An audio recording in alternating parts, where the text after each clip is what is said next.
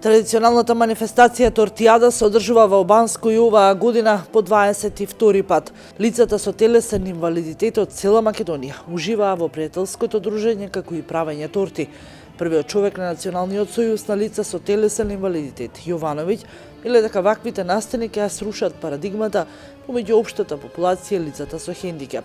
Вештите членови од нашите здруженија се обидуваат по пат на своји собствени креации од кулинарство, со изработка на торти, да ги искажат своите вештини и да може да им покажат на луѓето дека без оглед на тоа што на некој им недостасува нога, рака или било кој друг дел од телото, исто така може да бидат креативни и може да ги убават нормално сите своји обврски.